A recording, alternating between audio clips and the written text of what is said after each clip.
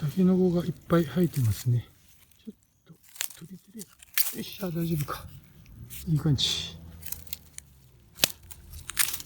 ほら。あったあった。ちょっとね、こういう藪のとこはね、気をつけましょう。ハブがいたらもう一発でやられますんでね。とりあえずこういう時はですね、草やぶをちょっと叩いて、ね、ハブが逃げる時間を与えてあげると。よいしょ。結構大きい。結構これ大きい。さっき撮ってたやつと比べたら、こんな大きさが違います。今日は久々にここで楽しく一人バーベキュー。相変わらずですね、奄美は天気がね、不安定でして、今日はね、ビーチでやるつもりだったんだけど、こんな感じです。いつ降るかわかんないですが、もう降ってるのかなということで、やると決めたからにはもうやらないと気が済まないんで、ここで炭火でやりましょう。よし。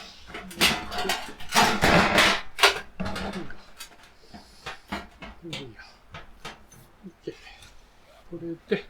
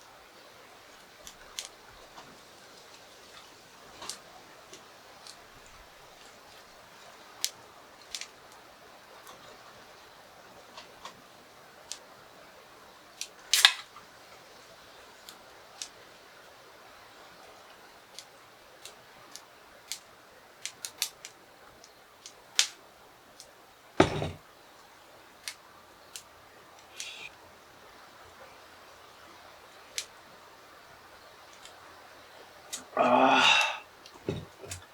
本当にうまいよね。もう普通のビールよりも僕はノンアルコールビールの方が美味しいかもしれない。よし。では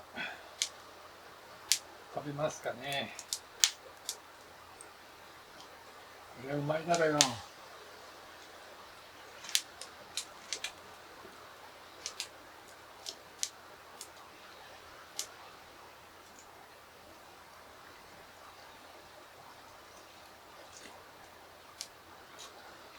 うん、う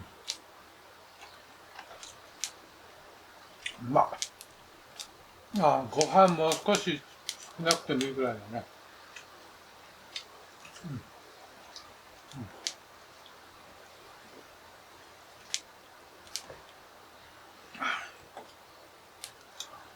これご飯酢飯なんですけど、で砂糖を僕黒糖を使うんで、要は黒糖の色が出てるんです。これはもう本当うまい。